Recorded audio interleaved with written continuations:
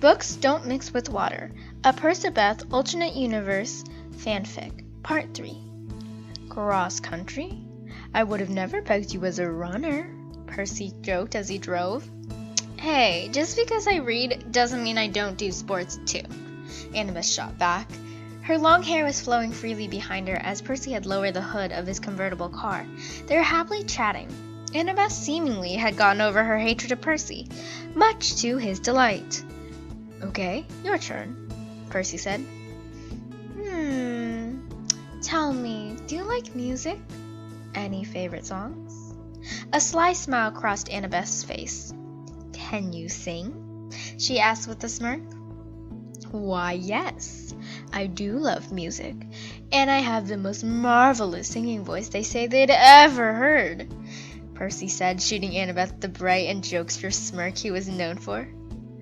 Oh, do show, Annabeth laughed, taking a deep breath. Under the sea, everything's better down where it's wetter, take it from me. He sang in a horrible scraggly voice.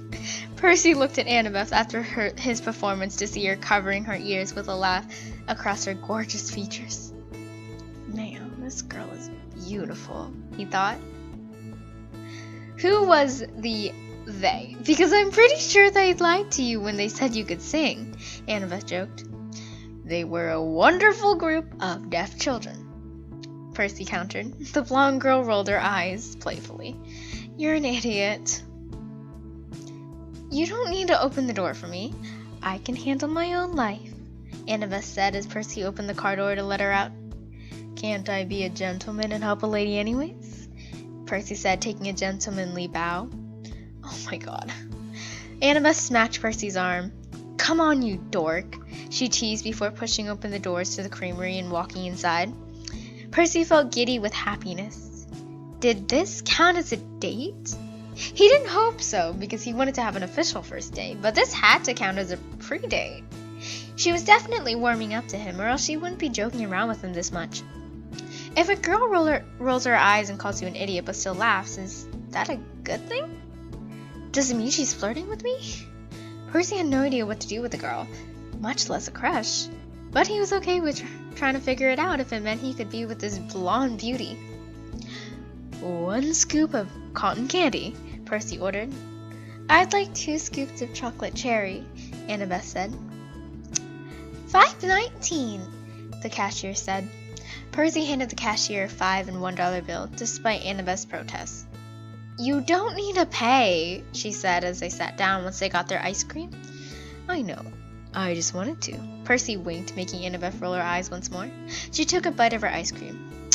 I see you're really trying to be all proper gentleman, she noted. Percy nodded his head animatedly, making Annabeth laugh. You're the class clown, aren't you? Percy gasped dramatically and placed a hand on his chest. What? Whatever made you think that? He said, his voice dripping with sarcasm. You're such a seaweed brain. You are seaweed brain, she teased. Percy twisted his face in mock offense. Rude, he smiled. Smirking, Annabeth raised a brow.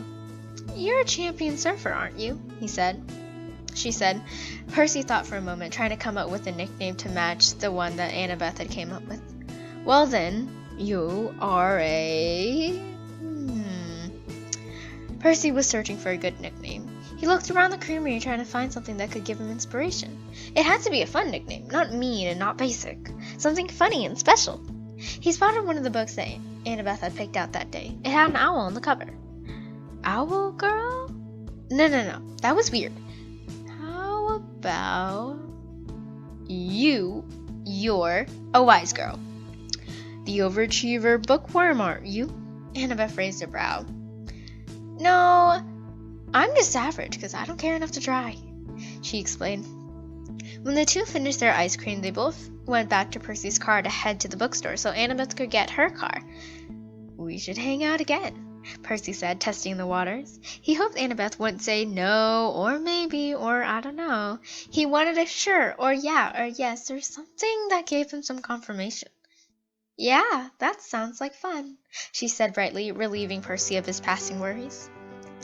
Great, you can put your number in my phone, he said, and he watched out of the corner of his eye, her typing numbers and letters into a new contact.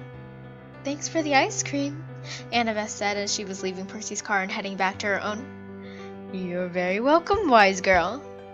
Annabeth rolled her eyes. You know, despite the fact that you ruined my books, I'm glad we met. You're a fun person. I'll see you in school. Or detention. You still made me get one, Annabeth admitted. A giant smile found its way to Percy's features. Sorry about the detention, but I'm glad you tolerate me now, he said.